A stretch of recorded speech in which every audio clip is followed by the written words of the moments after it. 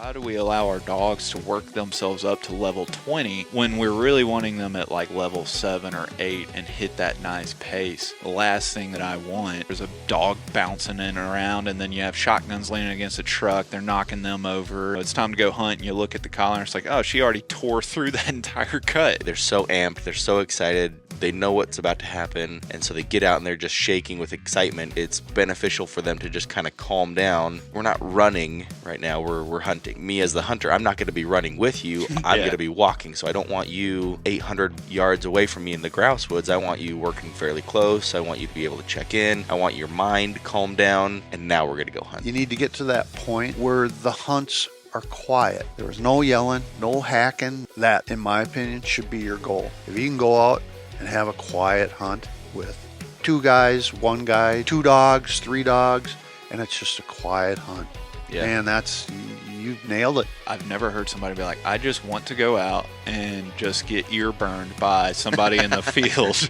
Yeah. Yelling at But their yet dog. it happens. But it happens all the time. Scott Kinnane and Ben Proctor here at the grouse camp known as the 100 Acre Wood up in northern Minnesota. Scott, appreciate you having us up and entertaining us and trying to get Ben his first Northwoods experience. It's you have a hell of a place here, and obviously northern Minnesota, there's worse places to be in October. Yeah. And the first grouse is on you, not on me. Yeah. I did my part here. Yeah. Or I should say my wife did. Yeah. Oh, she came in clutch. She's getting that 5-star Google review as soon as we leave here. Yes, sir.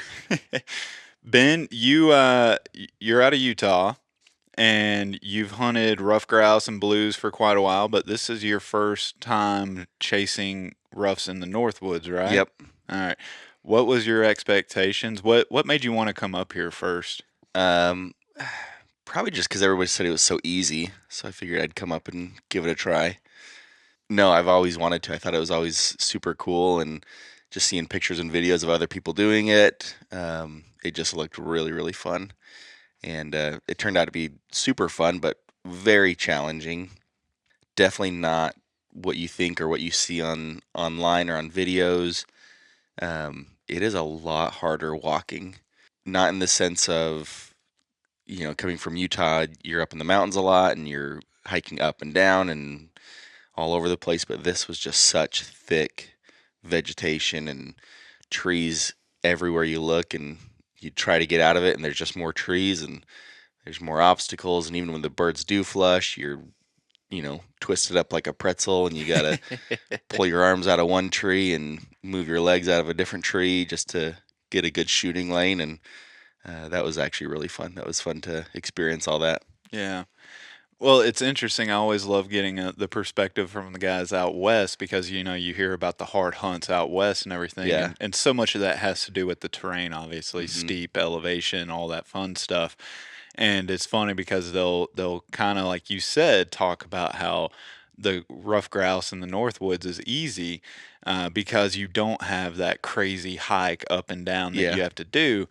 But it's difficult in its own right, and so I'm always curious. Like I know it's fresh on your mind here, but would you say that this is more difficult overall based on the terrain and how the shooting conditions, or the difficulty out west? I would say that they both offer their own challenges, and they provide kind of an even playing field because here is very little, if any, elevation gain, but you're just constantly twisted up like a pretzel. So when the birds do flush, it is just impossible to get yourself into a position where that is a good shooting spot, or a lot of it is just you just hear it or see it and you just pull the trigger. 2028, Ben Proctor for president. Yeah. What a good politically Oh, man. correct way to Yeah. go. I feel better now. I thought you were going to tell me the mountain hunting was. And then the mountain hunting is a lot harder. Well, there went that ticket. Yeah. But no, yeah, in the mountains, it offers just a different challenge where you might have bigger pockets and bigger windows of shooting, but you still have to get to where the birds are, and that's the challenge in that regard. I think the more time you spend in either one, Hmm. obviously the better you're going to get. I think the Northwoods rough grouse hunting, it takes a few days to kind of get your eyes and your bearings, like because it can kind of, I don't know, catch you off guard a little bit with how, and when you're in that thick stuff, like how am I supposed to even Yep. take aim with the shotgun? But after 2 or 3 days, you start like picking up the nuances. You can start anticipating almost where the grouse are coming from, and that obviously just subconsciously helps you set your feet and kind of square up and get ready. Yep. So there's an element of just getting out there and doing it. Out west, I wouldn't say that just doing it for 2 or 3 days you're going to come away and make it easier, but I do think that like if you just get in shape, right? Like if you spend the off season getting in shape, good cardio, good, up down, going upstairs, going down, like to your point, like you have more open shot opportunities and stuff like that. It's just getting to them. So it's like I think there's more that you can do in the off season to prepare for a western hunt than you can in the rough grouse, because I think the only way to get ready for a rough grouse hunt is to just go in the woods and Yep. get poked in the eye and slapped in the nuts by Yeah. saplings and all that fun stuff. But I think that just time in there, like I think if you had another day or two, you'd see like in the third or fourth day, because that first day we really didn't move a whole lot of birds, but we moved some, and you didn't get the shots off. But then yesterday, Yep. you shot more than anybody, so it's like it was naturally. I think if we went out there today or tomorrow, I think that you'd probably be happy with where you're at. I think it just Yeah, I agree. come more natural to you. Yeah. But A lot of it. there's a reason why they say each it's the king and each one's a trophy. Yeah. They're pretty far and few between. Oh yeah, you got to earn them. Yeah, Yeah, yeah. they make you earn them. And in the woods, you, you get more comfortable as you learn your woodsmanship to be able to look up into where you're walking and pick those paths Sure. instead of just bowling your way through that tag alders, clump and things like that. Using your ears, in my opinion, one of the bummers things is when you can see it on the ground. Yeah. So like I quit looking at the ground. I'm like, dog's on point. Try to keep my eyes up because Yeah. once you see it on the ground, it just messes with your head. It does. Everybody says that if you see the rough grouse before it flushes, good luck. Yeah. And we saw that the first grouse that we got to play on the other day was me and you both spotted it, and we were sitting there waiting. Rachel was on point, and the rough grouse was on the ground. It hops up on this little horizontal cover, just this down big old pine, and we're looking behind us. We're like, "Where's Ben?" Because it was just right after you're like, "Yeah, I'll go kick that brush." Yeah. And of course, as soon as you go in, then we have a pointed bird here on the right, and but we didn't have time to wait anymore, and it's like I was taking that next step, and the grouse, I swear their timing is great, intentional or not. It's just Hmm. they will, if you're taking a step or if you're going under a branch or trying to go around one more sapling, they will wait that instant right when that sapling's in the worst spot and flush, and that's what it did on this. But it's funny talking to the seasoned rough grouse hunters. They all say the same thing. If you see the bird on the ground, you're missing. Yeah. Yep. Sitting in a tree, staring at them.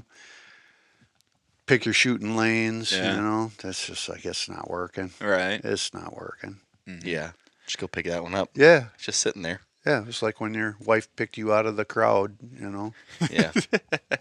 She Well, didn't stand there for hours and hours staring at you. She just walked up and picked you out. yeah. Well, she won me in a poker game, so that's how we met. I like that. Yeah. I guess maybe she lost. No, no, no. I don't. Uh, Dog work. Talk to me, like you talked about the cover and what you're kind of expecting, and difficulty. Being out west, you kind of get used to seeing a certain style of dog work. What was it like coming here and seeing Scott's Griffs and then my dogs and how they just work the cover? It was really fun, actually. It was a really kind of cool change of pace. Very similar dog work. Obviously, you can tell when the birds or when the dogs are kind of cued in and they're getting birdie and they're starting to get a little more amped up, and you can kind of see it in their demeanor. Um, but just watching them lock up, it's the same point but different. Um, and then just seeing them travel through that thick brush, and up and over and down and around, and just darting through all that brush and that heavy cover, and just running a million miles an hour. And then they just stop and freeze, and look left or right, and wherever that scent is coming from, and just completely lock up. And your dog Quinn had some cool experiences yesterday. She went on point over to our right. You were headed that direction. I was trying to come out from the left side, and as I'm trying to get to you, a bird flushes to my left, take a couple shots, then I start making my way over to you. But your dog held point through all of that. That was really cool to see. And then we got your bird, and then we backtracked to try to find to see if I actually shot that one, and watched her get really birdie where that bird would have been. We think she tracked it over to this other spot. And that was cool just to watch all that dog work going on. You can kind of see the gears in her head going. You can almost see exactly what she was thinking when she'd go too far one way, and she'd lose the scent. So then she'd come back, and then she'd start going the other way, and she'd get even more amped and more excited. And, then she's working her way through all the, heavy brush, and then she just stops. Like, okay, there ready. is something right there. There is 100% something there. That will never cease to not be my favorite part in the Grouse Woods. Yeah. When you watch a good pointing dog, and I wasn't gonna say experience, but this is really only her like second season, full season. I don't really count the puppy exposure season as a full learning season, but for second full hunting season, when you watch a dog that knows how to go in to track, out of track, Yep. into track, and work a running bird, and still be able to pull up at the end to give you a shot opportunity. Kyle Warren calls it riding the dog when they're in the track, and I mean my dogs don't resemble anything like his on their tracking style. But when you watch a dog that knows how to handle rough grouse do that, it blows my mind every time. Whether it's my dog, a friend's dog, a dog I don't know, like if it captures my attention every single time. I think it's one of the coolest things. Yeah, that was super, super cool to watch. Yeah. Thanks for mentioning the Griffs. The I Ewoks. appreciate that. Who's your buddy who was going to come that had the Griffs? The old Tim. Yeah, oh, Tim, I'm looking at the camera. It's all right, buddy. We represented Griffs, all right. Yeah. Well, No, you brought, what, 42 dogs? So, Yep, 40. when it was time for the Griffs, it was, Hey, we let off with the Griffs now. we did. Yeah. We did. You did. That was one of the first things that I said when I got up here is I want to shoot a grouse over Yeah. a Griff. I still haven't done Yeah. it. It was crazy. It was just, But that We walk, just- I want to talk about that walk because that was Ben's first walk. All this anticipation. He flies up here, or like, all right, gung ho, it's time. Let's get the shotguns and let's go. And it was a complete dud. And it wasn't because of the dogs. It was just one of those walks. You get in, and it's just like, I mean, we were in good cover. I mean, you and I the whole time, like, man, we could come across a grouse in a lot of different of these areas. And so it felt good. It looked good. But sometimes you just walk those covers and it's like it's just dead in here. And instead of just beating yourself up and beating your dogs up in an unproductive cover, just back out. And I think it was like right around the hour mark, you and I looked at each other like this just ain't it. And we turned around, walked back to the trucks and left. The experience to recognize that I think is one of the big lessons to where just when I first started out a few years ago, I would have just kept going and I would have burned another 2-3 hours, which on a hunting trip, that's some valuable time and endurance on the dogs that you're just kind of blowing away in unproductive cover. Yeah. It's been difficult this year. Last year was stupid. I mean, It was insane how many birds were. kids were coming up with their dads with their Red Ryder BB guns and shooting their limit, That's awesome. And so thus I hear, people like Ben going, "Oh, they're so easy," and I'm like, "Yeah, last year that's probably pretty true." And then everybody heard, "Ooh, record drumming counts this year. Oh, this is going to be great." And I'm like, Not seeing So it. this is a typical good year, Yeah. right? You try to do your best, pick out a great cover, right? Cut the dogs loose. Like you said, walk for an hour. Try to hit different edges, things like that. Be smart about it. Don't just walk the trail. Listen to your dogs, watch your dogs, and then all of a sudden it just comes up and it's like, yep, no, this is not where they're at. Could we stumble around in here for another hour and do it? Yeah, we probably could, and maybe have bumped Scrape up one out. someone that was making a transition from through that area. But I think the perfect example is yesterday. You know, we parked the trucks. We're like, this looks good. We looked at, the map, and it's kind of like, here's a couple of transition zones. Let's just take off. We tried one on one side. And this is when, that was Quinny that was down, right? Yep. Yep. Yep. Old And Quiniford.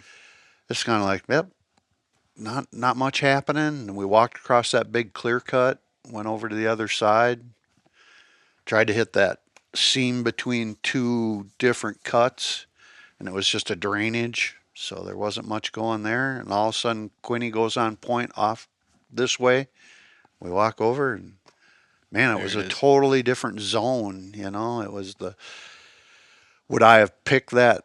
If the two that we started, the one we started out on, and the one you guys ended up in, which one have I had picked? I probably would have picked the first one that we walked through. It had Sure. more conifer in it.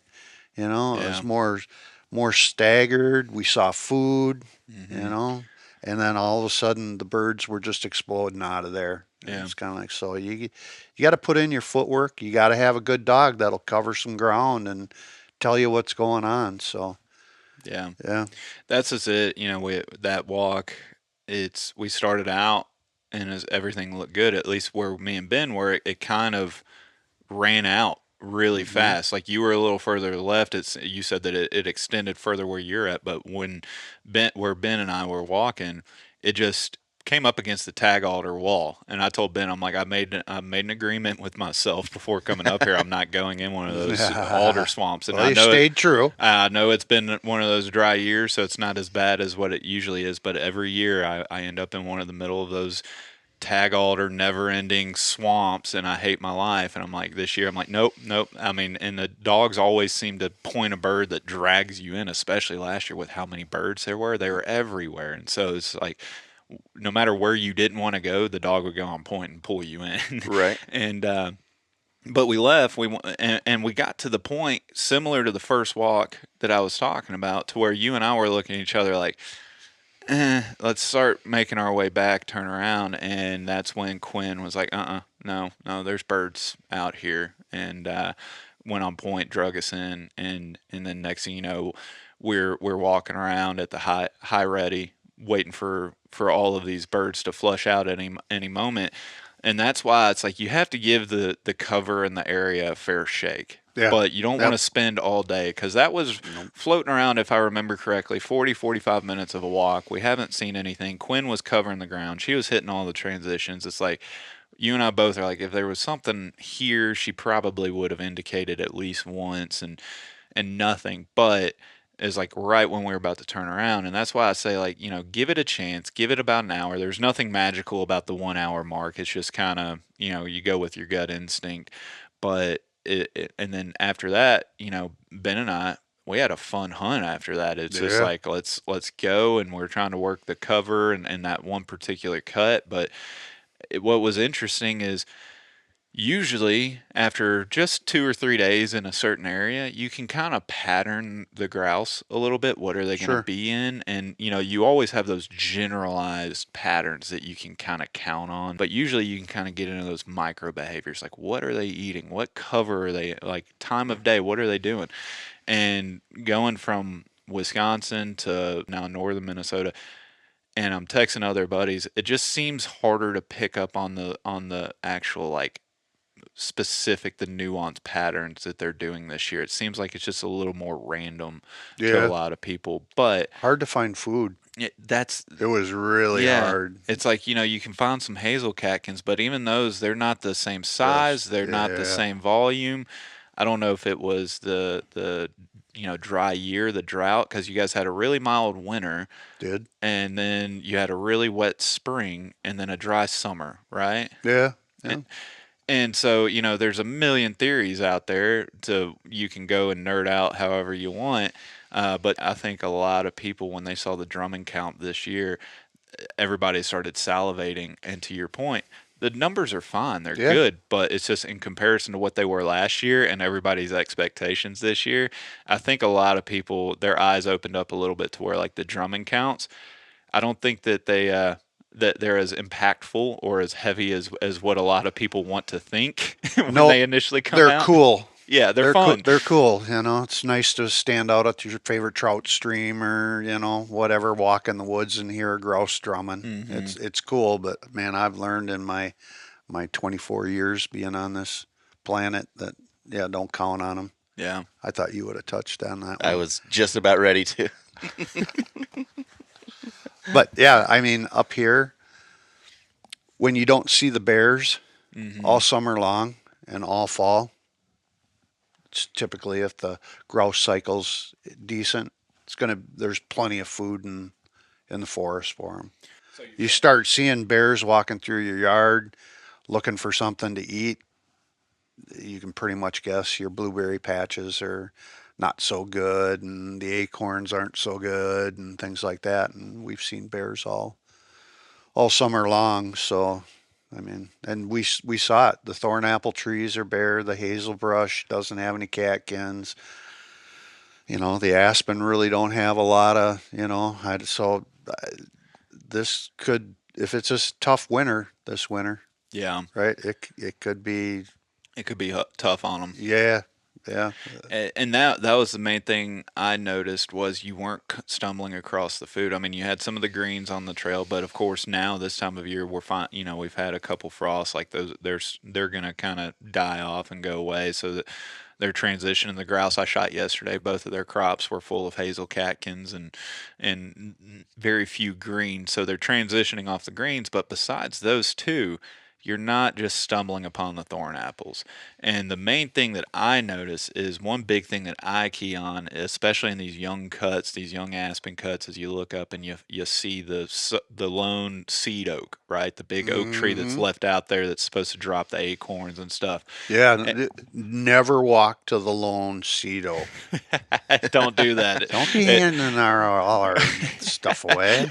I feel like there's a video on YouTube or Oh, something is it? that Yeah, specifically calls that yeah, out. yeah. Wikipedia, Yeah. yeah. Believe Google. Believe Google. But as I'm going under all these oak trees and the dogs go under them, you're walking under and you're looking, and you might see a couple caps, but you don't see the crushed up acorns that you see in a normal year. And so I'm curious. I can get home and I can hear reports from everybody else, and you can probably, do some sort of Google search and find some blog written on it and find, maybe different areas had some good acorn mass, but at least where I've been hunting, it's just not that. I think that's the main thing that I've noticed that's missing this year for the food source is acorns, Hmm. because even the thorn apples and the cranberries and the other berries, it's like yeah, they'll eat them for sure, like especially the thorn apples. But the thing that I've always liked, the consistent one,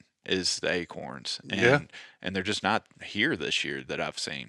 And a lot of people don't understand that certain oak trees don't produce every year, Hmm. right? They walk up to an oak tree and go, "Oh, look, there's no acorns." Well, that one only produces every 2 years, Yeah, So and it's to me, it's important to note that, especially where I'm from down south, is like people. The management of the forest, the management of quail habitat, like so many people count, like they just assume that acorn mass is going to be there year after year after year. And we keep saying, like, if you rely on acorns and then you have one year that those acorns don't produce, those deer are a little hungry and they're going to go in and they're going mm, to browse everything down in the woods. And then all of that understory and cover that, the birds and all these other critters need, they aren't there. And the deer will survive. Deer will move. They will find a thing to eat, but they will literally just mow down whatever little food source and covers in the woods that all of the other critters would use and rely on. I don't know. I think y'all have a little more diversity up here and a little more variety. Y'all don't yeah, have that problem, but down by us, it's hopefully our acorn mass is a little bit. a little bit better than up here this year. You should Yeah. probably say that correctly so that your southern listeners understand what we're talking about. Acorns, acorns. Okay, yeah, Acorns. just looking out for you guys. They're Ben, just is it acorn or acorn to you? I believe the correct pronunciation is acorn. correct. Yeah. Correct. Intelligent people say acorns. Ooh, I'm not going there, dude. I was about to I'm say not- that. You're on your own there. Yeah. Ben That's Ben Proctor. Yeah. Yeah. Don't listen to any grammar information from me. Yeah. Oh, so back to the dogs. It was cool watching the griffs go, especially yours, because you hunt both of your griffs at the same time. I do. And I'm more of a solo dog guy in the grouse woods. But you can explain why because I Yes. explained it to you. Yep. Why do I hunt both mine at the same time? Do you want the old man I do. reason? I do. Okay. Yeah. I think it's important. Yeah. Have at it. Oh, I had, growing up, things like that, one dog at a time. You can hunt longer. You can hunt, as I've gotten older, I stumble in, I let one dog out. I stumble into a tough hunt. The birds are getting up. I'm not turning around. I'm just going to push my way through it. Right. I get back to the truck and I'm like, man, I'm beat. I'm done. Drink some water, and you look at the other dog and go, man, sorry, dude. Dad can't do it. I just been walking around for a couple hours and I'm bleeding, and I think I'll go home and mom will have supper ready for me and things like that. So I've learned specifically in the last probably 4 or 5 years, it's just easier on me Yeah. to let both dogs out. And they hunt decent together.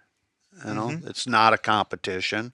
Obviously, the little girl relies on the old man a little bit more than I'd like to, but then I don't have to worry about it. Right? I can go out for a couple hours, and Sure. living where I live, I can do that every day in a matter of 15 minutes. Yeah.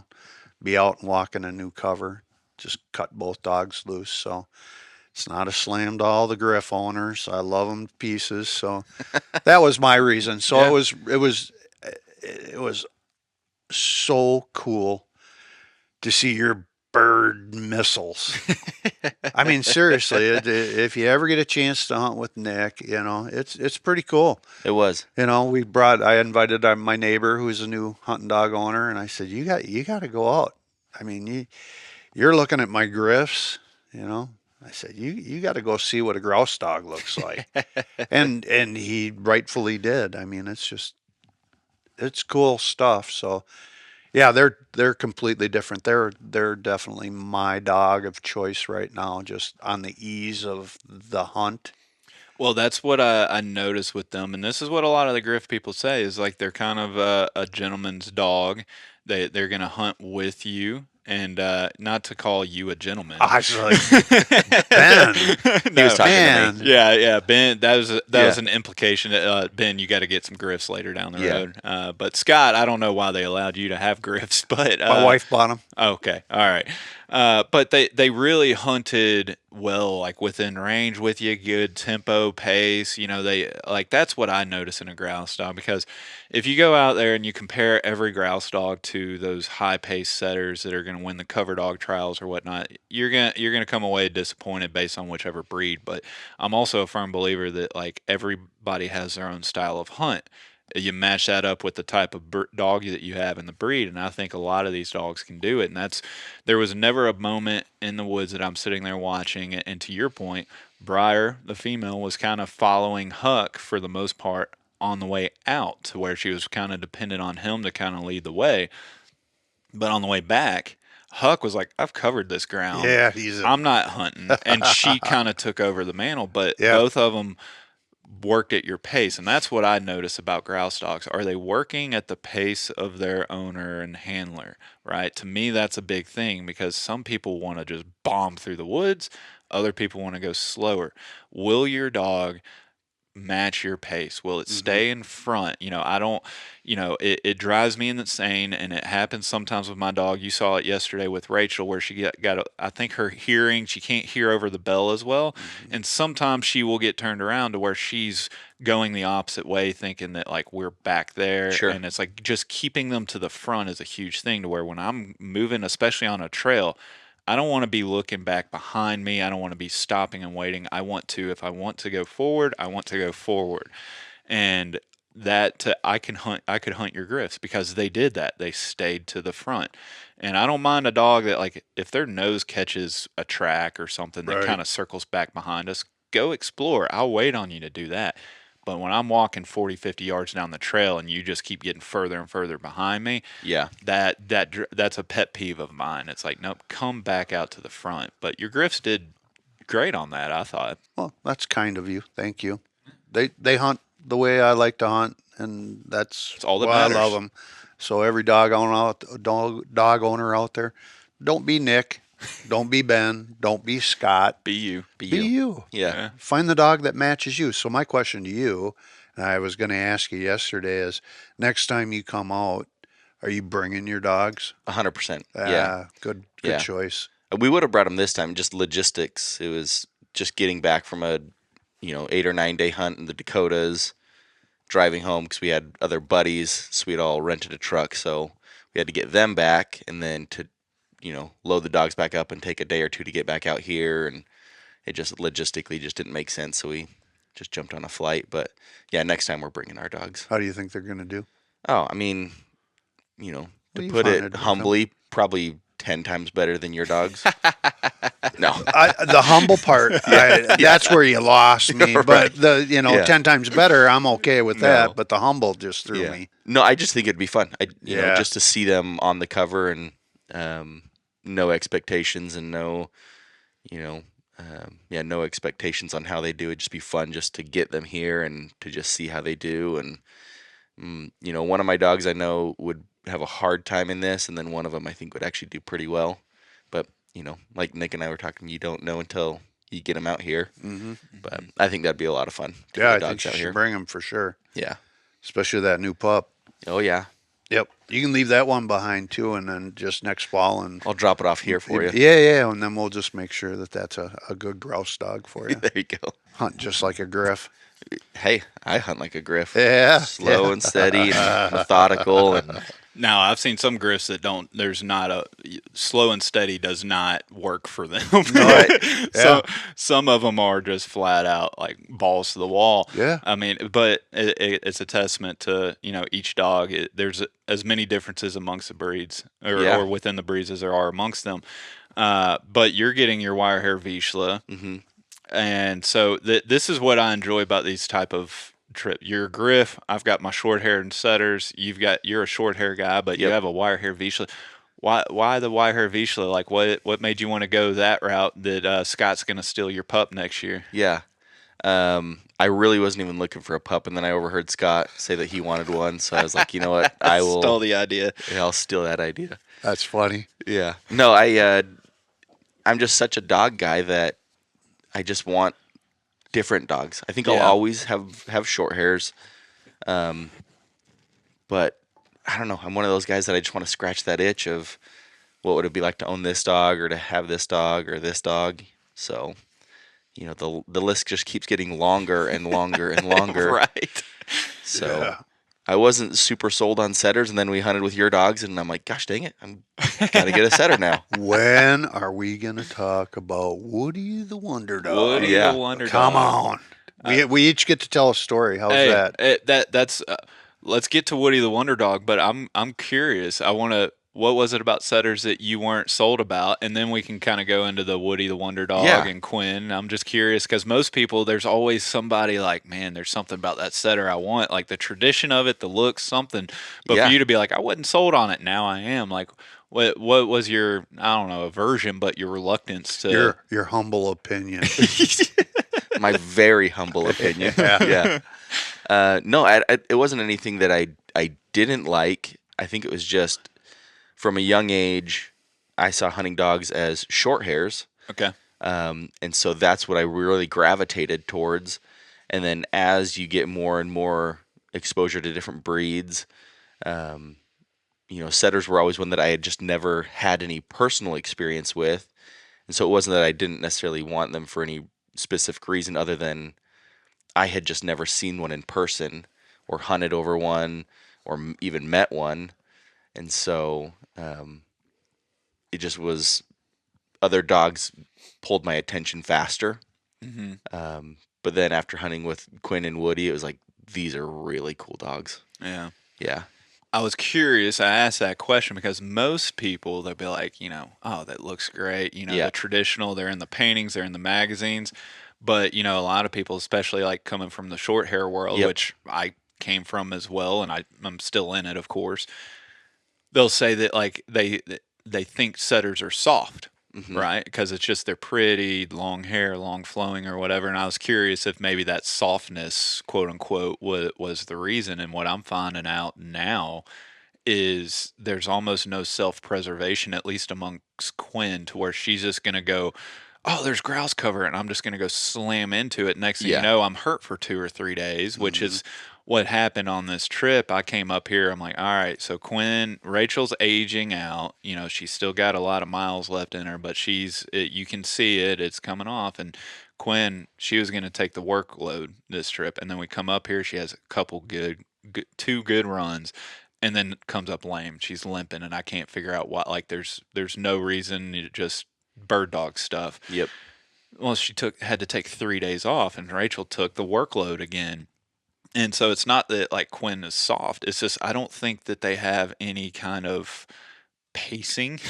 Right. It's Yeah. like when they love birds and they love to hunt that much, that kind of overshadows everything else. So like so far with my experience with the short hair, with the Munster, and my other buddies with the German dogs, we talk about how crazy high drive they are, and they are, but the bird drive and the hunt drive in these setters kind of reaches another level, in my opinion, to where like around camp, they're chill, they're relaxed. It doesn't seem like they're as hard charging, but then when you put the collar on and you say go, they're just going to run 500 million miles an hour right Yeah. into that tree. Yeah.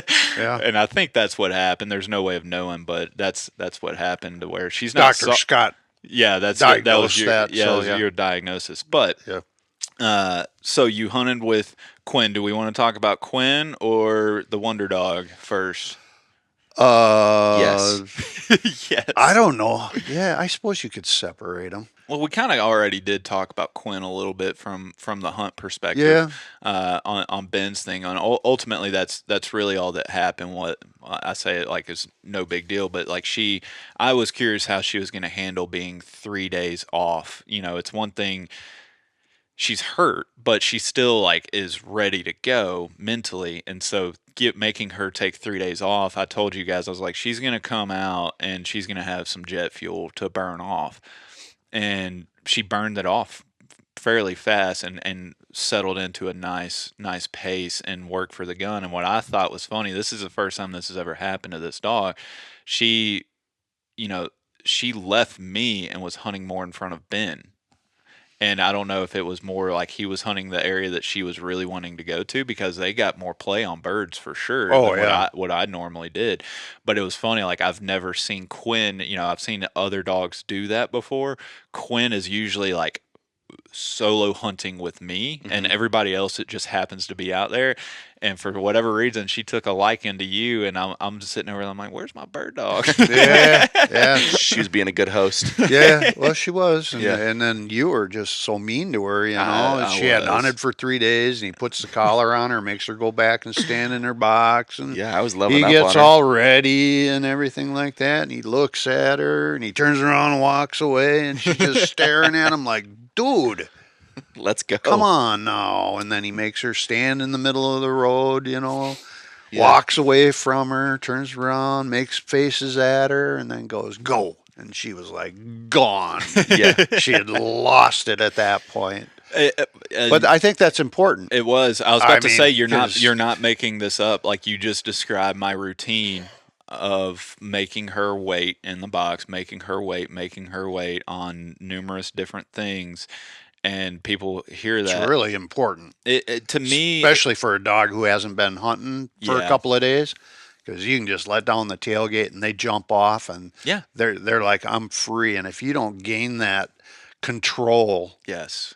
Yeah. right out of the chute, you've lost it for the rest of the day. And I think that's so valuable for a lot of people because I've been in the woods with a lot of people that their dogs are just maniacs and they have no control, and Hmm. it sometimes takes half an hour for them to kind of finally settle into a pace, If and even.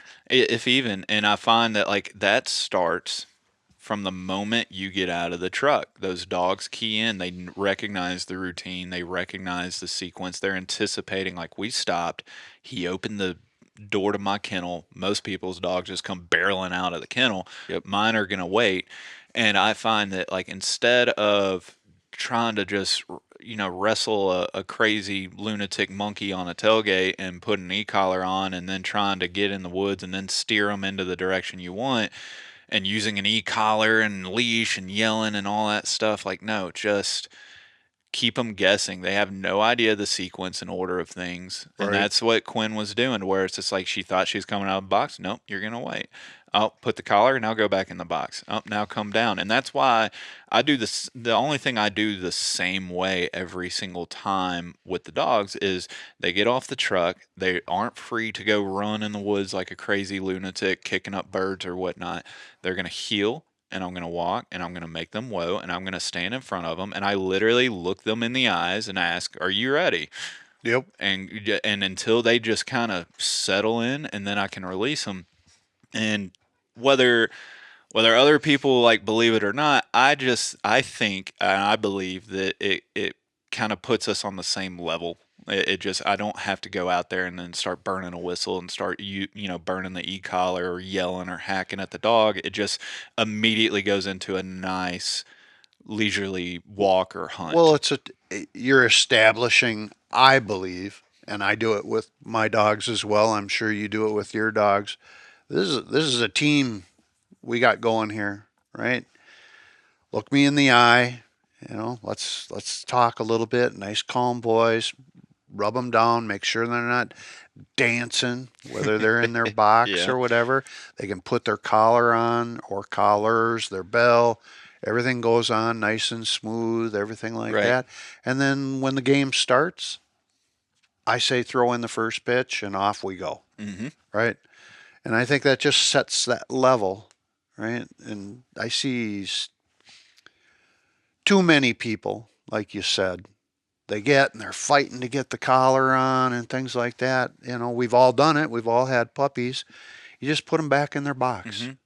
You know, go take a drink of pop. Go do something. And then come back and try it again. And they'll catch on. It's kind Yeah. of like, all right, we're doing something here that I want to do, and I'm not going to get to do it unless we're in concert with each other. So I Yeah. appreciated that. I thought that was funny. You know, She's just sitting there just she is vibrating, like, just oh, and her eyes never came off you. She's just staring you down. So yeah, it was worth mentioning. But yeah. yeah, she's fun. Well, I mean, we talk about impulse control, and I think that people should understand that impulse control isn't only during training. Training is preparation for what Right. we actually do in the field, whether that's hunting, trialing, testing, what have you. It's one thing to have impulse control in the kitchen when they want their bowl of food. It's another to have the impulse control while you're at the tailgate, putting our battle rattle on, putting our vest on, and y'all Yeah. saw all the junk and headache that I go through messing with, camera and GoPro and all that BS, and then the collar. Like, the last thing that I want that's just gonna make the entire experience just pull your hair out, make you anxious, whatever, is a dog bouncing in and around, and then you have shotguns leaning against a truck, they're knocking them over, Yeah. and then it's just like, oh, that it's time to go hunt, and you look at the collar, and it's like, oh, she already tore through that entire cut. Yep. It's Right. you ask for control, and when you have a dog that understands how to control those emotions and that those impulses, what are we talking about when a dog is on point? They want that bird so much, we're asking for impulse control in that moment. Well, I can trust that dog in that moment a lot better, at least in my thought process, because I work impulse control into every other thing. And it's just like those little small details I think goes a long way. And it's not actual, like, I don't consider it training because it's not a training session, but it's just those little nuggets that you build up over time. Yep. Yeah. And Nick, is it safe to say that like letting them just almost calm down at the tailgate? They're so amped, they're so excited, they know what's about to happen, and so they get out and they're just shaking with excitement. Is it safe to say that it's beneficial for them to just kind of calm down and say, "Hey, we're not running right now. We're hunting." So, me as the hunter, I'm not going to be running with you. I'm going Yeah. to be walking. So I don't want you, you know, 800 yards away from me in the grouse woods. I want you working fairly close. I want you to be able to check in. I want your mind calmed down, where the dog is, they're obviously super excited, but they're in a more relaxed, calm state of, we're not getting right out of the box and just hitting the ground running and, Hmm. blitzing through the trees. It's okay, we're going to calm down and now we're going to go hunt. Yeah. I equate it the same thing as us. Like, calm minds make better choices and Mhm. better decisions. It's the same thing. I mean, even this right here, we're recording early in the morning because you have a flight to catch.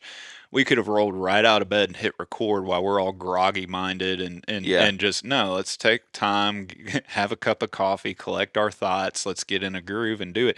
I think it's the same thing for the dogs, to where you get their mind right. And that's why I asked, it's just this, I don't even remember where I picked this up on, but I've been doing it for years, where that's how I start the hunt off every time. Is I'm walking at heel and I whoa and I look them and I ask, "Are you ready?" And it's funny, like Rachel specifically, when I say, "Are you ready?" she'll just kind of do this yeah, and like she'll kind of like get brace. And what's funny is a lot of people think that's what I'm after. I'm after the exact opposite. right. I want you to stand there, and if I'm saying, "Are you ready?" I don't want you on pins and needles. I don't want you tipping over the edge, because Hmm. I've know my dogs that when I release them, they're going to go hunt. I don't need to amp them up. I Yeah, don't need to exactly. do the coach halftime speech before we start the hunt to amp them up. They're going to go hunt. That's what we build in the off season. Right. And so, like, I want that head more than I want that energy. And also, I think there's a maybe a lesser element, but I think it's true, to where, like, same thing as us. If we get too amped up, think back to when we were playing sports and coach gets you fired up. Oh yeah, yeah, yeah, all that adrenaline. You build it up and you feel great for 5 minutes, but then it just crashes, Yeah. Then you get right? hurt. You get hurt, and you get tired, and so it's just like, if we don't do it to ourselves, why do we allow our dogs to work themselves up to level 20 when we're really wanting them at like level 7 or 8 and hit that nice pace? But you need, in my opinion, my humble opinion, You're sure. Yeah, very humble. what we're talking about needs to be put into all aspects Hmm. of owning a dog, and not just a hunting dog. We're talking specifically. Obviously, I brought up hadn't hunted for a while, but Hmm. when you're going to go train, Yeah. no no bouncing, Yeah. no happy Yep. feet, stuff like that. Nice and calm. Put them on the top of their kennel. Put them on the tailgate. Put them on the trunk of your car, whatever, so that you can calm them. Nice Sure. calm touch. Yep. Play with their ears a little bit. Pick their paws up, whatever. And I have the great opportunity, I think, of being an old man and mentoring a young gentleman in his first hunting dog. And it's so cool to see. We talked about that. I showed him, and I give him free range here out at the farm. He's a student and works, and he can only have so much time. But I'll see him pull up in the driveway, and he makes his little 4 month wait. He clips on the collar, and then they walk around. He picks them up and puts them on the trunk of his car, Hmm. and he just real slow, and messing around before. And he's always got a plan when he comes out, whether he's going to do work on quartering or whatever. So it's really cool to see. But it's Yeah.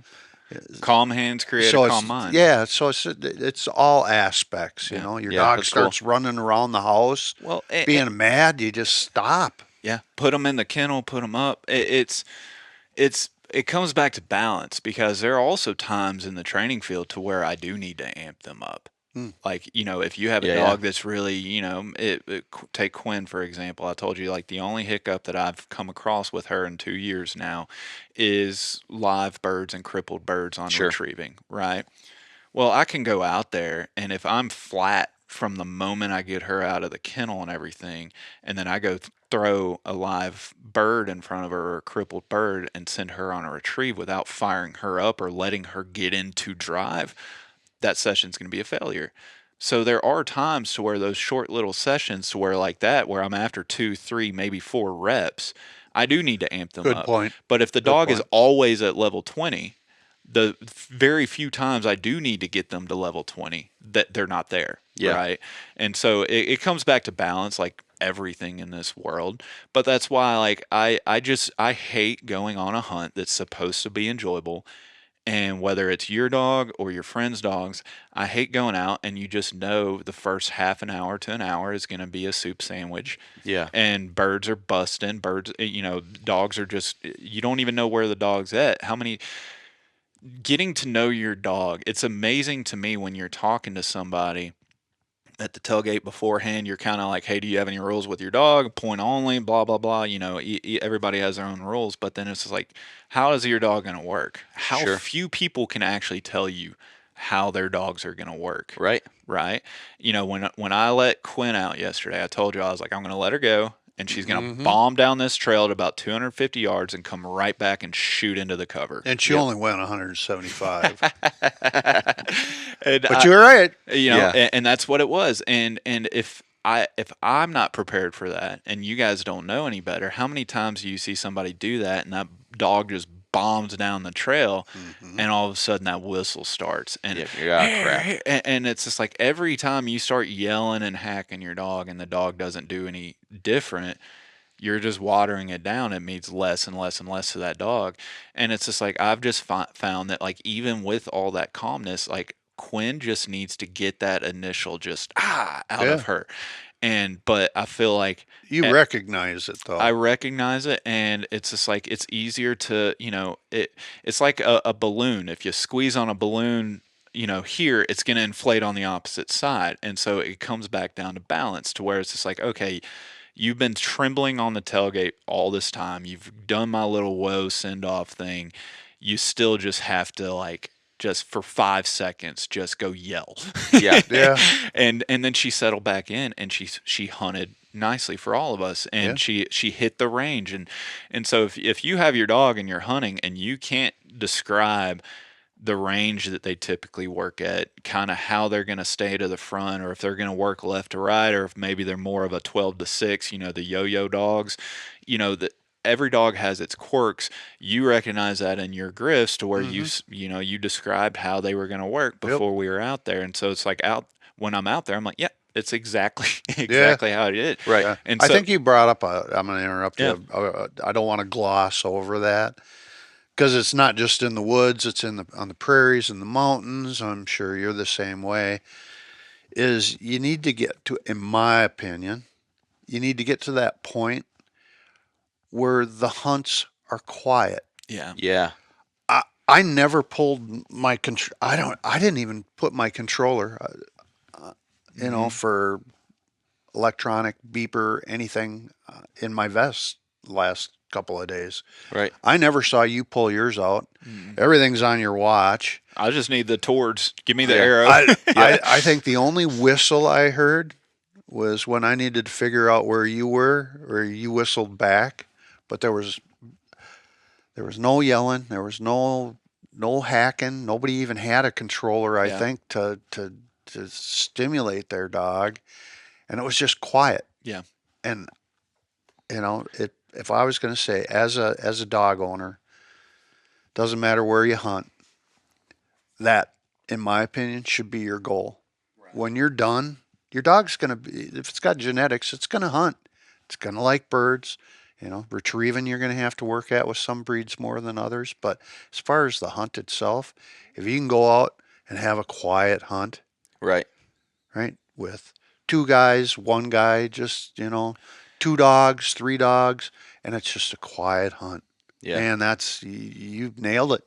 Who I would like if there's somebody out there that falls into this camp, let me know. But I've never heard somebody talk about, man, upland hunting. Like I want to go out. Like I've never heard somebody be like, I just want to go out and just get ear burned by somebody in the field Yeah, yelling at but their yet it dog. happens. But it happens all the time, and it's interesting to where like I keep my mouth shut.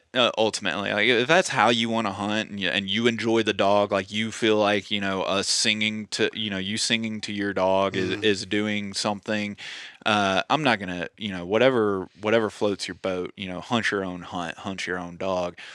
But it was funny. I spent a couple days at the cover dog trials, and then traditionally they're the big singing to the dogs guy Mm, because they got to stay to the front. They got to know where we're at. And I'm just sitting there watching. I'm like, I'm not knocking it by any means. right.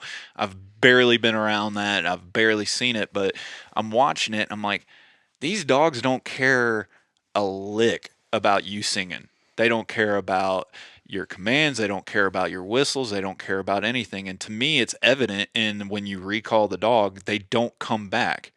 And so I want the dog that keeps track of where I'm at, not me keeping track of where the dog is at. It's like I have the tracker. If I need to know where the dog's at, I can look down. I Mhm. want the dog to know and listen for me going through the woods, or I might let off a whistle, just say, "Hey, I'm going over here." But I personally think that if you're constantly going through the woods, going, "Hey, oh, hey, oh," that dog has no need to fixate on where you're at. It has no, because at any point he can just be like, well, he's going to yell. And so he's going to go off and do his own thing. Yeah. And it's not, back to your point, the team, like they're not hunting with you. They're just going to hunt. And it just seems silly to me. It's like if you stay quiet, it gives the dog a reason to listen. Yeah. If you're constantly I mean, what do we do when there's white noise in the background? We tune it out. Right. Why would dogs be any different? Well, it's funny. I don't know if you heard Nick, but or recognized it, but it happens to me quite a bit, especially with two dogs. I just stop, Mm-hmm. right, and I let them work, Right. and I'm not making any. I'm not walking. I'm not breaking sticks and everything like that. And the other day, they lose you, Mm-hmm. right? You're not talking to them. You're not doing anything because they're constantly listening for you to check back. And all of a sudden, I think it was, yep, Quinn. No, yeah, it was Quinn. All of a sudden, the bell stopped. And it's kind of like, point. Nick's like, nope, she's looking for me. Yeah. We were just all standing there. We weren't making any noise, Mm-hmm. and it's kind of like, nope, not on point, just looking for me. And you just gave a little whistle, and Yeah. she's like, oh, there you are. Yeah. You know? Oh, what I find funny is like they'll stop and do that, and that's the importance of knowing your dog, right? Like you can Mm-hmm. tell by the bell of, oh, they're working their way through here, coming closer, trying to find us or whatever, and they stop. Sometimes you don't even need to whistle. If you just start walking again, and Yeah. the second you Yeah. hit any grass or brush, all of a sudden they pick up. And so a lot of people, they think that like they'll just stop moving. All of a sudden that collar says point, and they start bombing. Oh, they're moving again. Oh, that bird must be running. I'm like, no, that dog was looking for you. Right. But I don't know. Each their own. Yeah. That's just kind of the style I prefer. Just quiet in the woods. I like the peace and quiet in the woods. I don't like hectic, and I don't Yeah. like just pull your hair out. I want to enjoy the time in the woods. And if you're just constantly yelling and Or correcting. I mean, if you've got to constantly be beeping your dog or Sure. vibrating your dog, it's not even an electronic stimulation, to correct it. Just to yeah, get it to check back and things like that, then I think you got a couple of things to work on. And typically, that's just the teamwork yeah, aspect of it. We're buddies, we're pals, we're out here to team, and you're part of that team, yeah, right? Because you've got the fire stick, and that puts feathers in my mouth, and so yeah, Yeah. I get it. I get it. I need to check back on you. And Rachel was the same. All right, Woody the Wonder Dog. So I was just about to Woody say, was the yeah. same way. You'd see him, he'd go off in the woods a little bit, and then he'd stop, and he turns around, and he looks at Nick, and you're just like, yeah, you're good, buddy. Yeah, You know, keep rolling. off he goes, and then he stops and looks at Nick. So that's that whole Yeah. teamwork thing. But yeah, all right, Well, and that's what Checking in, making sure checking everything's in. good. yeah, and that's what Tony actually noticed that yesterday at the tailgate before we even got in the field, and he mentioned that to Jack as he saw me messing with the Wonder Dog, and he was like, "See, all the little details from the tailgate on matters." Mm, And Woody doesn't know anything. He's 5 months old. right. He doesn't know my routine. He doesn't know anything. But you know what? He's never going to learn it if I just like, you know what? I'll teach it to him later. Like, no, we're gonna teach it now. That's I'm not being harsh. I'm not being forceful. I'm not throwing him around. I'm not like, whoa, like he doesn't know what any of that is. Just calm and gentle, and like we're just gonna walk you through it. He's already accustomed to the dog box. He knows not to come out until he's given his name. He knows, I'm working on like I like my dogs after seeing Rachel's. She doesn't like avoid it. She's not jumping off the tailgate, but she doesn't like putting the e-collar on, right? Like she'll just kind of do this weird little head dance, and then you're just like, all right, come on. I started with Quinn to where my dogs put their collars on. Sure. They come out of the box, they get on the tailgate, and I'm holding the collar out, and they put their head through the collar. Hmm. Those little small things, it's like they understand what we're about to go do. I want your cooperation. If you can't give me cooperation right here at the truck, you're not Right. going to give me cooperation out there in the field. Exactly. And so I'm starting to do that with Woody, and Hmm. even to the send off, to where obviously I'm not going to unfairly ask him to stand there and whoa while I go out in front and do my little routine. But I am still having him at heel, and I'm just holding his collar, and then I'm giving him the release. That's going to build up to my Yep. send off a month from then, and then what you just described, I think this is something that I want to talk about and dive in for a minute is just the puppy walk in general. I Yeah. think so many people screw up the puppy walks. We Yep. love puppy walks. That was fun. We That was fun love to puppy watch. walks. Yeah. In my opinion, puppy walks, it's one of the most like important things you can do with a dog. Like I think it's one of those, if you wanted to call any of this art, it's the puppy walk. And what's awesome is you're creating a good piece of art with doing nothing. Right. Right. A correct puppy walk. Hmm. Do you want Right. to describe the correct puppy walk? Well, in my opinion, right, it's an exploration of what I see, what I smell, what I feel under my feet, what I hear. It's all those aspects, and what they should see and what they should feel and experience is not me. Right. It is. I am so out of the picture.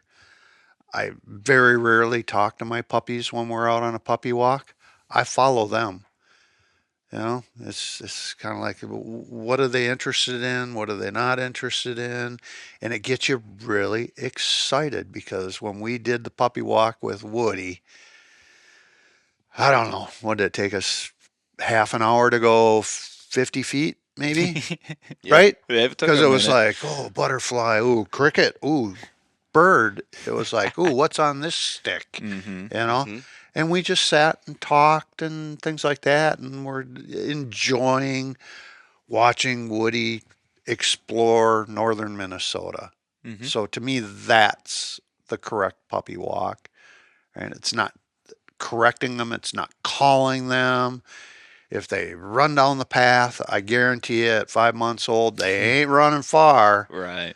But as we saw with Woody, he got bolder and bolder and bolder. And then that first bird went up and you just shot in the general direction. And he was like, whoa, that was cool. And now it was 10 yards farther off the trail. And then he'd come back, Yeah. right? And he'd look at Dad, and it's like, Dad, we cool? Yeah, we're good. We're good, man. And then the second bird went up. And it was like, boom, tails, heads up, everything's, wow, this is so cool. Now that added another 20 yards, and that ended up being the one that, and I'll let it's your dog. I mean, that was cool. We talked Yeah, about that all the way home super in the super cool. truck. I mean, that was so. That's your dog. If you want to explain what you think a puppy walk is, and then we'll listen to Yeah. him tell his story. So we just got back from the Dakotas, and one of our friends, he had just barely bought a brand new little wire hair, German wire hair, Mm-hmm. and so we were just like, look, don't have any expectations. Like, we're gonna let our dogs go, and your dog won't even be able to keep up with them, so don't even bother. But our dogs are gonna go hunt. Just bring your dog. Just let them wander. As we're doing our thing, the only real correction we ever did was, if we saw a hazard and we wanted to steer the dog clear of it, we would bring the dog back. But ultimately, it was just let your dog just go wander. We'll go shoot a bird, we'll bring it back. If it's not like the most, you know, mount worthy bird, let's get the dog back up here and, we'll let them sniff it and smell it. And, maybe we'll throw it back and forth into the weeds and let them go get it and just experience all that. But to your point, I think the key takeaway for puppy walks is just hands off. Don't Yeah. the less input you can put, the better off that dog's gonna be. The more you can let them push their own boundaries. They have their own little comfort zone where they'll only go 10 feet from you, and then they start to realize that that's okay, and then they go 20 feet past you, and then 30. And you're just trying to give them the reins to just say go and do, go Yeah. explore, go have fun, go see what's out there. If I see a hazard, I'll steer you clear of it. And then they learn that, when you do, you know, interject or vocalize something, that they're a lot more keen to listen to you because they haven't heard from you in, 20 or 30 minutes. And so that was a lot of fun for us out there in the Dakotas. And then to see the same format but applied differently here with Woody, where it was just like, man, the only time you ever said anything was when he came right back up to you and all you said was good boy, and then right back out. Yeah. Let him go wander, and you could see him just stop and pause, and his nose would get up, and he'd start sniffing the air, and nothing's there. So then he'd wander off and smell, and then, oh, I'm gonna go check that out, and he'd bounce off into the woods a little bit, but he'd only go 15, 20 feet into the woods, and then you could see that he was like, oh, I'm too far. So then he'd come back, and no, you're good, go back out there. So then he'd range a little bit further, and then every time you shot the gun, he's like, oh, whatever that was, let's chase that a little bit. And then you could tell, he'd get like 40 or 50 feet, and then he's like, whoa, I'm way too far, gotta come back. And it was great to just, nope, go explore it. I'm seeing you the whole time, I've got you. Just building that confidence that should anything happen, you were there. And just letting him just blank canvas, just go. Yeah. Yeah, find. I liken it to learning how to swim.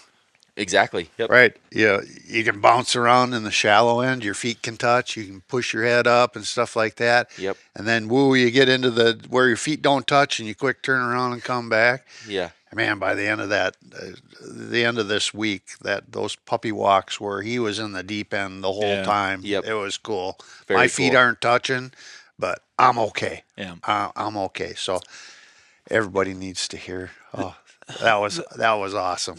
I think just in general, the puppy walk overall, I think a lot of people, I don't know whether it's impatience or lack of understanding of like how these little small details build into the bigger picture, or a mixture of both, whatever, because there's so many things that I hear and see people doing. And, again, I'm not forcing my thoughts upon other people. All I can say is like my thought process after seeing so many people go through this is I think on puppy walks, people mess up in two distinct, significant ways, in my opinion. And somebody might disagree with this, but You're humble. my humble opinion.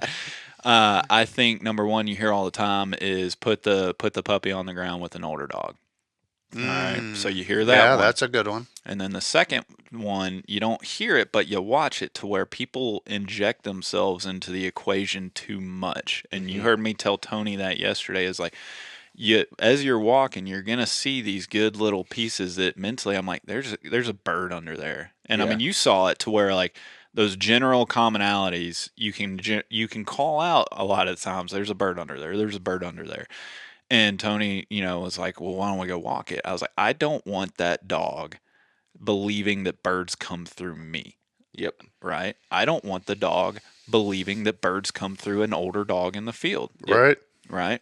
You have fun runs where puppies can run with older dogs, but I don't consider that as like we're learning how to hunt. So earlier in the week, we had a fun run with Woody's dad, and we went out there, and it was interesting to watch because you have two older dogs out there and they're running and they're hunting. Then you have my 5-month old puppy who he went out 110, 120 yards chasing those older dogs. In my opinion, they're not learning how to hunt the woods. They're not learning the smells. They're not learning what birds do. They're learning how another dog runs through the woods. Yep. Do they pick up on some quality stuff in there? Sure. They'll learn how to, actually navigate and Recall. checking in maybe. There's some value that there are some things that if you're having an issue with your puppy after, 8, 9, 10 months, that they can get some value out of running with an older dog. But I think a lot of people, when they get these 4, 5, 6 month old puppies, just let them learn from the older dogs. I'm not an advocate of that. And so when I go out on a puppy walk, I want just the puppy making all of the decisions and choices because it's more impactful. Anything that happens, it was their choice.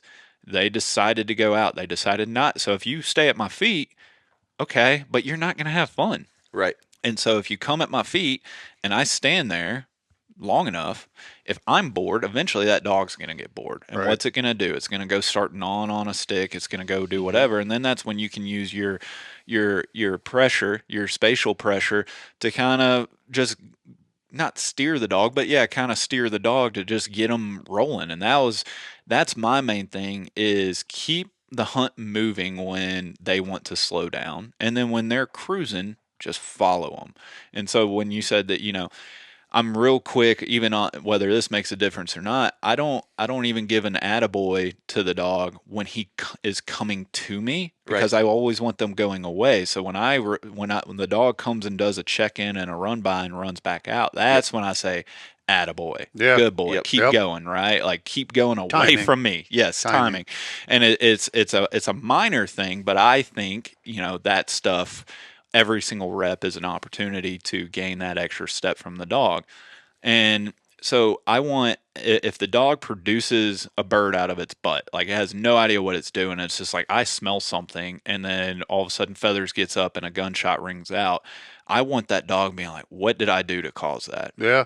Yep. Not, oh man, dad walked into that, thicket and a bird got out. And then you end up with a young dog just looking at you. When are you going to go into the thicket again? Yeah. Yeah. How about you go into the thicket? Yep. Right. And that's why it's like everybody wants to see these dogs point, but it's like go back to if genetics are as important as we claim they are, those genetics to point and find game and find birds, it's in there already. You don't have to worry about it. And they're not going to catch a wild grouse. If they catch a wild grouse, you know what?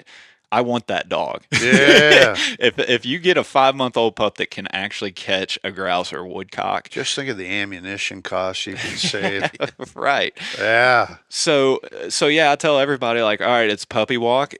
Some of them are really entertaining. No matter what, you're gonna get some laughs out of it. They're Yeah. gonna do something goofy, whatever. Right. But like, just let everybody know, like, hey, he might be 10 yards away from me this entire time. Nothing may happen, but everything might happen. Yep.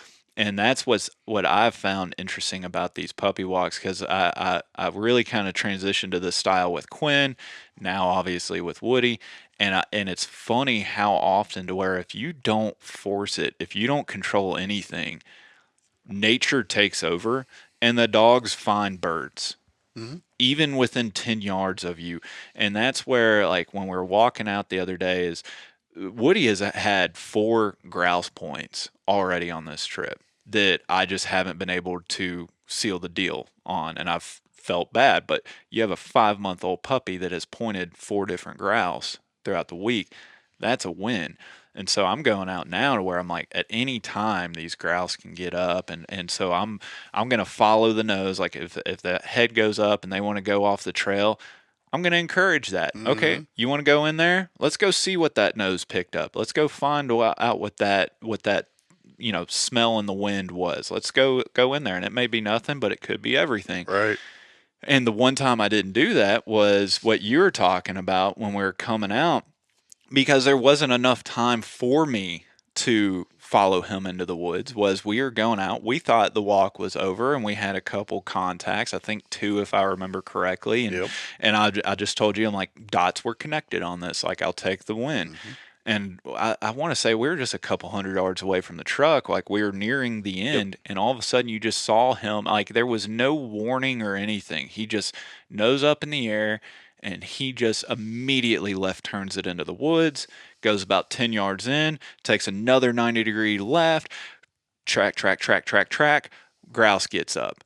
And I mean, 40, 50-yard track, something around about Yeah. there. Yep. And we're all three just sitting there. And, I shot into the air. That is a bird that none of us even thought was going to be there. That dog's nose at 5 months old picked it out and kicked it up into the air.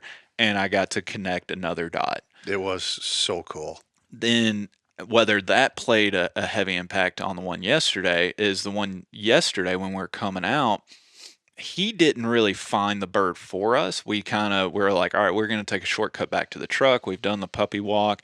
At that time, we didn't even have any contacts on this one, but Yep. this was literally a 20-minute puppy walk. Like we had 20, 25 minutes to just fit it in before we had to hit the road. And so we're going and we start cutting through, and I hear or see, I don't remember which, a bird just kicks out of a little conifer that's, the branches on the ground. I'm literally sitting there. I'm like, that should have a bird. And the next thing you know, there's a bird, as if just like poof, there it is. And I freeze. And it was interesting because you were out there, Ben, with me, and then we had Tony and his son Jack. And so there's a lot of moving components Yeah. into this, to where like I have now bird, puppy, child, new hunter, Yeah. and myself. How do I conduct this orchestra to get the win that I want? And of course, I say grouse, and everybody does where, Tony's like, I'm gonna shoot it, like, and he starts Elmer Fudding it, and I'm just like, everybody freeze. The bird could have kicked out. That bird thinks that we haven't seen it. Ultimately, is what happens. Like I'm still good. I'm still safe. Right. Just calm down. And what did I do, Ben? I'm like, I'm just waiting for Woody to come back. And Woody, with everybody else bouncing around, was a little confused for a second. And he's just like, do I go out on the trail with the kid? Do I, there's a lot of, and then finally when we calmed down, everybody got quiet. I'm like, Woody, I call him back over there, and he starts picking up the scent. And then while he's in odor, bird scent, the bird gets up. And I wanted Tony to shoot it. I was like, I'm not the first one to pull the trigger on this bird. Yeah. And he shot, and I saw it kept moving. I'm like, all right, I put it down. Yeah. And I'm like, I was not going to miss that bird. So he didn't point it, but he still recognized like bird odor, and then he got the bird in his mouth. So Yep. was it as clean as all the other contacts that I've had the week leading up to this? No, it wasn't. But all of those other instances made me feel comfortable, to where like I still consider it, he's on the board, he's got grouse in his mouth, because I've seen him track and point birds already. Just because he didn't point this one, it's like he's already hunting. You can see to where he's looking at me less and less. He is getting a little further out. What I noticed yesterday, and I pointed out, I can't remember if it was you or Tony, there was a point in the trail to where we had cover on both sides of us, and then we got to this little drainage that probably 20, 30 yards, there was no cover left or right, and the cover picked back up. When we got to that threshold to where there was no cover, he didn't look at me. He didn't Right. slow down. He didn't come back to me. He hauled ass to the next cover. And so he ended up like 50, 60 yards away from me for a brief instance. But that tells me he's understanding Yeah. what he's supposed to be smelling and looking at. To your point, when you're doing a puppy walk, I want that puppy thinking, I control where we go, I control Mhm. what I smell, that piques my interest. Let me go explore that. Now there's some things that you're just there to be a safety, Exactly. Right. Woody did point a porcupine one of his first walks and when I was out with Larson the other day. Yeah. And so like puppies are going to do that. And obviously older dogs, get fooled by the spicy pork and, Yeah. other times as well. But that's a valuable lesson right Yeah. there, right? I'm hoping at 5 months old, he barely got touched. Like I snagged him as he was licking the lollipop. He got just enough quills, and it was just a bad enough experience. I hope it weighs in on him, and he's just like, I don't want anything to do with porcupines from here on out. Being Yep. that young, That would be wonderful, you know? wouldn't it? But if that's what I'm hoping for, people have to recognize that, like, if that one-time event learning is powerful enough as I hope to steer him away from porcupines the rest of his life, what we do with these dogs weighs just as much as that porcupine. And so if you go out there and you're hitting them with the collar, if you're doing things if you're shooting over the dog before he's ready and you've proofed it Yeah. in the training field, that is when you get yourself into trouble, to where the one-time event learning, it's a real thing. It's not as common as what I think a lot of people think it is, but it can happen if it gets ingrained in that dog's brain, and it gets rooted in there good enough. It's just like, that's why just let the dog control it all, and Yeah. we will add in how we hunt. We will add in directions. We will add in whatever. And that was another thing I pointed out to Tony as we came to a fork in the road. We can go right, we can go left. I didn't be like, Woody, whistle and then give a hand signal and go. I waited for him to look, and I started walking that way, and I put my hand up, and he just went. And Tony was like, "Oh, is that that how you teach hand signals?" I'm like, "I don't know if you consider it teaching it, but it's Yeah. conditioning it, right?" Yeah. Like he just, and so like so much of this stuff, I think that just if you just go about it, the dogs naturally learn this stuff to where you don't have to go home and quote unquote train a hand signal, Right. right? Like I don't have to put them on the check cord, and there's a time and a place for that, but I don't have to like go left, go right, go into cover, blah blah blah, because I'm already building it with an activity that he genetically loves to do already. Right. And so that's my thought process. But the track, that's a moment that when he's 10 years old, I'm going to be talking about that, right? Like every other puppy walk, I'm like, man, that was cool watching a 5-month-old puppy bomb a rough grouse track Yeah. into the woods. Yeah. And did it result in a bird? No, but you don't have to, right? Like it's just to connect that dot. All you need is that dog to know that I smelled that. Bird got up, shot rung out. Dad was happy. Yep. Yeah. That was exactly. it. Yeah. But I don't know. Maybe I'm just smitten. Right? There is that, Yeah. You can become smitten. Well, you look at certain traits. You've been alive so long. You've had so many dogs under your belt. You've been on so many hunts and things like that. Just like a dog puts pieces of a puzzle together, the old man, the old woman starts to put pieces of the puzzle together when they see different things. They see a dog, they see a hunter, they see a kid, you start to make judgment calls, right? And you're like, I've seen that before. I know how that's going to turn out. Right. Mm-hmm. I've guessed that one correctly the last 20 years, right? And why we did the puppy walk correctly. Woody has got some smarts in him. Oh yeah. He's got. Yeah. You always, not always. You've heard about it. You've read about it, right? Someone writes about their dog from the trials of 1897, and that dog has smarts. Right. Woody got some smarts. Yeah. You can see him thinking, Right. which is really weird. The tail's not just wagging and he's bouncing around and a bird goes up, right? You can see that it's like that. The light bulb moments. Well, every dog gets a light bulb moment, right? It's kind of like I put 1 + 1 together, right? That's a light bulb moment. Mm-hmm. But there's a special thing, and that, in my experience, is when you see a kid, a dog, think something through Right. to understand that what one is and what one is Makes two. makes two. And it's like, man, you can just see him in him, just the way he's putting it together. He's inhaling, he's feeling with his pads, he's standing up on things, getting a better vantage point. So, yeah, I Watching mean, them go, the difference between going over logs and under logs has been cracking me up. Like Yeah. yeah, he thinks if there's a 2 inch gap underneath a log, he can go under, and it's like I watched him like look at it and look at me, and he's like, I can't go under that. Yeah. And then he just jumps over it, and he's like, "Okay, cool, I got it." yeah, And yeah. it's just So, like it's just puppy stuff. puppy Yeah. walks are good. They do them correctly, right? Train your dog correctly. Be common, but man, every once in a while you get that dog that just that's a thinker. There's a difference between a hunt and there's a difference between like just a puppy walk that we're just out there for exposure, and I think too many people just go out wanting to hunt their puppy Yeah. and go out there as a fun run, and I'm an advocate for that. Just in their first quote unquote hunting season in general, I don't care Yep. if your dog's 10 months old or 5 months old or 14 months old.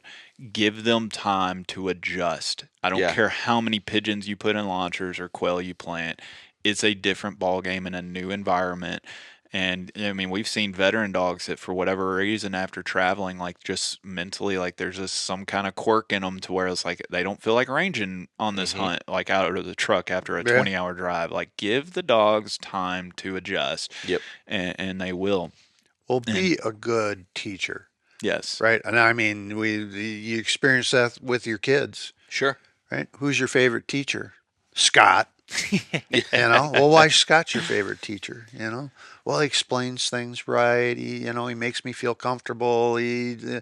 So, well, be a good teacher with your dog. it's funny That's you say that. I crucial. want to circle back to that as we wrap this up. I got one thing that I want to bring up with you here in a second in that vein, Yeah, and but Ben, you're gonna have to fly. You got to leave here in a minute. So normally at the end of these episodes, I kind of throw it to the guests and say like, Sure. what's something I didn't ask, but I'm gonna skip that. I want you to talk about the exciting things that you have going on at BPro Kennels, because you seem to be like it seems to really be ramping up. More Yeah. people are getting the boxes. Kind of let everybody know the focus and the angle, or the new direction of BPro Kennels, I should Sure. say.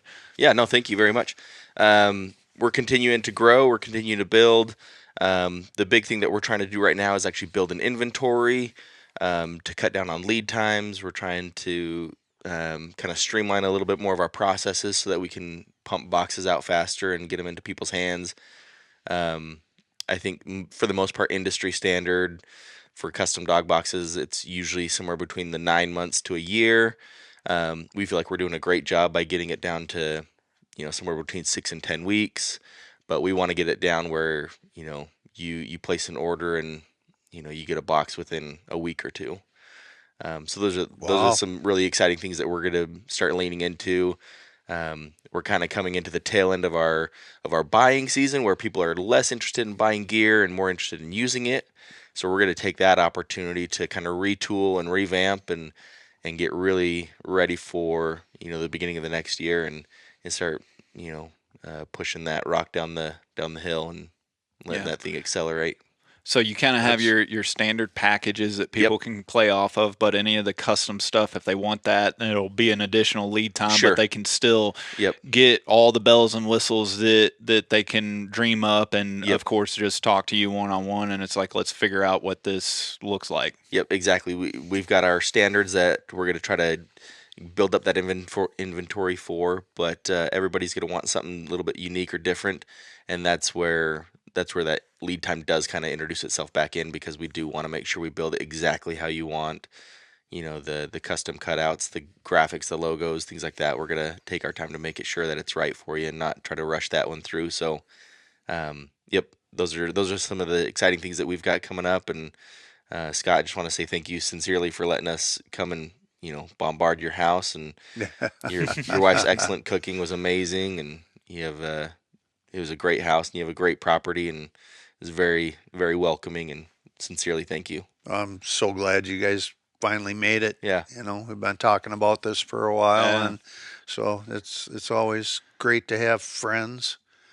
And Must be nice. Val was like, they're family now. They just they like my cooking, and Yeah. so Yeah. I got to do a big shout out to my wife. I'm Oh like, yeah. she's man, that she makes it just feel like home, Yeah. Yep. right? Yeah. No matter who walks through the door, and Yeah. love her to pieces, and she puts up with the dogs, and a really good looking husband, which can be tough, Yeah.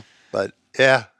No, question for you though: are you going to be anywhere that people that I can see your dog boxes, or do I Yep. So just? we'll be a great point. We'll be at Pheasant Fest again this next year. Um, I don't know if we'll do any other shows. If we do, it'll be a little bit more of a last minute, pull the trigger and jump in the truck and run out to a different show. But for sure, we'll be at Pheasant Fest. So if anybody wants to come swing around, feel free. We'd love to, chat with you and bring your dog and, throw him in the dog box and we'll take some pictures and, Yeah, meet and greet and all that stuff. So that's always really fun. But yeah. So yeah, anybody interested in the box, hit the link in the show notes. It's in the show notes. I've been carrying this box for over a year now. Got it last early season, and I've really been enjoying it. It's held up really well in the southeast in the heat. That was kind of our main concern, Sure. and wanted to test it out. Really held up well. So great boxes. Of course, you can build whatever you want, and reach out to Ben. And if you do reach out to Ben, let him know that I sent you. Just let him know, like, hey, it's how you heard about him, Yeah. essentially. 100%. Yeah. Scott, I want to bring the focus and attention back to you, because this is something that, in doing this show for 4 or 5 years now, 5+ years now, there's certain listeners that you kind of hear from, you kind of develop a relationship with, a friendship with, and you've just kind of reached out to me years ago, and it's just kind of built up to where now we've shared the field a few times, and we've had a lot of really interesting and kind of deep discussions on some important yes, topics. sir. And then you even sent it. You're wearing the hat yourself right now, but you created this hat, and I love it, to where on the hat it says conservation is seed for the soil, mentoring is the seed for the soul. And I think in this upland tradition, a lot of people will talk about mentoring and maybe even mean to be the mentor, and maybe they have the privilege of mentoring one person or a kid or something throughout their hunting career, if you will. One thing that I appreciate about you is every time I talk to you, you can recognize the passion that you have for sharing, not just like partaking in what you enjoy, but sharing it with other people. And I think case in point was this weekend getting to see Jack, the 9-year-old boy, and Yeah, my his buddy Jack. and his dad Tony, who joined us with a hunt. But then you've already talked about another young guy with his first dog here, and it seems like every time I'm talking to you, there's somebody else new or somebody younger, and then you're never afraid to throw a topic or a guest out, like, people need to hear this. And Right. and I wanted to shed light on that and get your take on, why it's important to not just talk about mentoring, not just throw some money behind some mentoring programs through an organization, but you actually put your money where your mouth is. You actually go out there, you take them out, and you show them what it's like. And so I wanted to kind of give you the floor and just talk why mentoring is so important to you, but also, somebody listening that says, maybe they have Jack, the 9-year-old neighbor boy that has an Yeah, we all interest. do. How do we get them on that next step to where it's just like they're not just looking at bird dogs from next door, but they're in the woods with you? Yeah, thank you. It's mentoring such a strange word to me. I think we're all compassionate people, and we want to help others, and that's where it came along with me. I didn't have that person to take me by the hand and show me stuff. When I showed an interest in something, it was, nobody grabbed me by the hand and said, well, let's go learn more about that. And, so it's become real important as we go along to reach your hand out. Right? So many people like Jack, or Harry. Shout out to Harry and Hank. They reach their hand out and they're like, "Can you answer a question for me? Can you, where do I go grouse hunting? What kind of dog should I get? What kind of shotgun should I shoot? What kind of shells should I use?" Is just a reaching out of a hand. They're just searching. And that's not their only question. So how you respond to that either slams the door shut or it keeps it open. Mm-hmm. And some people just don't feel comfortable doing it, but they're already in your realm. They're already asking you about a dog that you have, or hunting, or a bird, or something that you already like: fishing, camping, winter camping, kayaking, canoeing, whatever your passion is. If someone's asking you a question, they're already in your comfort zone. So, how you respond to them, like I said, either slams the door shut or makes them feel comfortable. And then, if you're comfortable with it, just offering additional help, right? If it's just a stranger, yeah, that doesn't work so well. But when it's your neighbor or someone recommends, hey, give Nick a call. He's really responsive. He'll answer that question about dog training. Yeah. Give Ben a call. He runs a metal fabricating shop, and my son's thinking about getting in, or my daughter is thinking about Yeah. getting into metal fabrication. Well, that's your zone, Yep. right? You can help so many people just by realizing that, and it seems like we've gotten away from that quite a bit for whatever reason. I have no idea, and I would just love to see more people bring it back. And I know it's tough when you have kids of your own to reach outside your kid zone, right? But it's little things, and I'll give these guys an example. Last night when Jack and Tony were over, right? Jack is super curious, great kid, love him to death. And he's watching you, clean the birds, and you took the time to show him, and then took the fan out. I'm going to hear about that fan, that grouse tail fan, Yep. till he sees you again. And he's going to tell his kids about that. And that is going to be in his room. It'll be in his college dorm. It will be hanging in his basement when he buys his first house. Yep. And he's going to tell that story. That's how deep just a little thing like a grouse tail fan goes. Right? And then you guys got that. And then it's a kind word. Can you know how to walk a dog on a leash? And then he came back in, and you're like, "Can I hire you to be my camp guy?" I mean, he lit up. He was like, "This is the best." It was nothing spectacular tied to the word mentoring, Right. right? And that's where I think we get hung up. Yep. It's this great, huge commitment that I just don't have time for. But it's a kind word. It's a hand. It's whatever it is. So I think the groups that we give our money to, we rely on them too much to do that piece of it Yes. for Yep. us. A youth hunt. I'm just going to stop there. We rely on them instead of letting them concentrate on what their comfort zone Yeah. is. Yep. Habitat, Yep. right? Yeah. Healthy That's- forest. yeah. And then we and you take up the slack on young adults and women, and Yes. what we need. 100%. And I mean, you're speaking to my heart on this. Is I catch flack from some people because I've said it on. I've been pretty vocal about it on the podcast on certain episodes. Is I think that, to your point, we rely on the organizations and conservation organizations to further and mentor the people. Conservation is supposed to be the habitat. Yeah.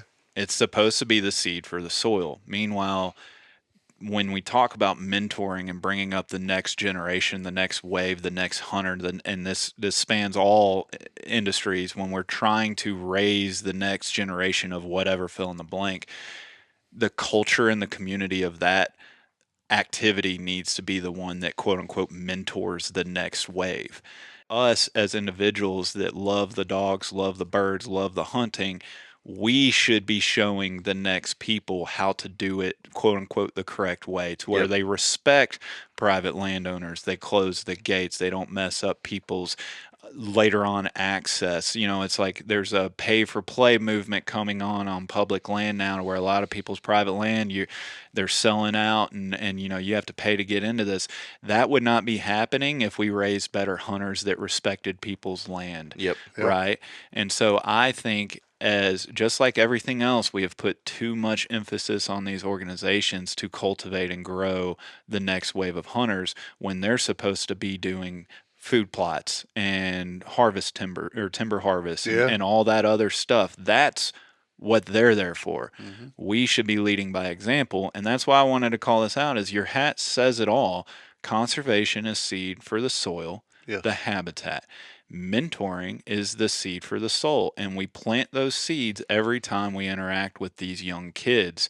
To where your point, there was not a special event yesterday. There was no Mm. big, potluck cookout, youth hunt. Not to denigrate those events by any No. means. No. I've guided at them. I've had fun at them. Mm-hmm. Kids enjoy them, but you're still only reaching the kids of the hunters and the people that are already members of those organizations. Right. And so reach outside of your chamber and your echo chamber, and recognize that that little seed that we can plant with Jack, that little small thing, will resonate with him.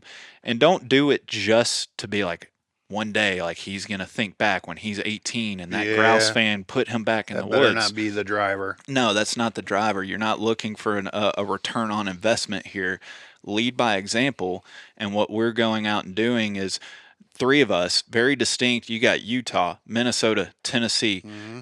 vastly different age groups and experiences here. And all three of us come together and we go out in the woods and we take Jack along with us. To me, I think that has a much more resounding impact with him than going to, a registered youth hunt at the local chapter of whatever organization. Again, not denigrating it, but I wanted to call that out Thank because you.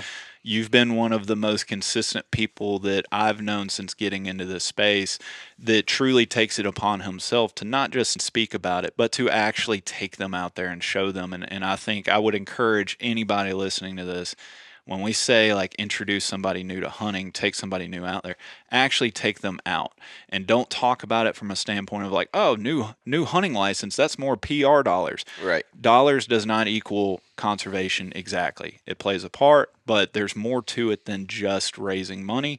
And I think that while I will fight to the death for Pittman Robertson, and I will be on the front lines, I think we have, as a community, have gotten too comfortable thinking that dollars means conservation and the next wave of hunters. And I would like to Agreed. motivate people or encourage people to just take them hunting, and Yep. let the activity that has spoken to us for so many years, let the activity and the enjoyment of that activity snag them much more so than, a raffle at a local banquet. Yeah. Right. Yeah.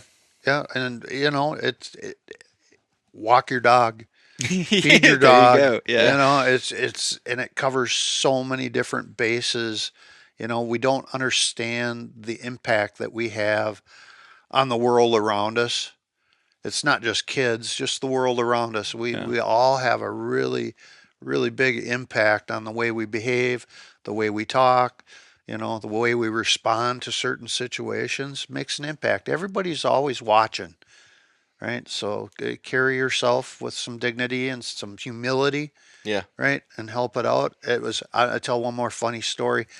We all got bracelets last night. Yep. Yeah. The impact that your industry can have on kids. Yep. These kids made these.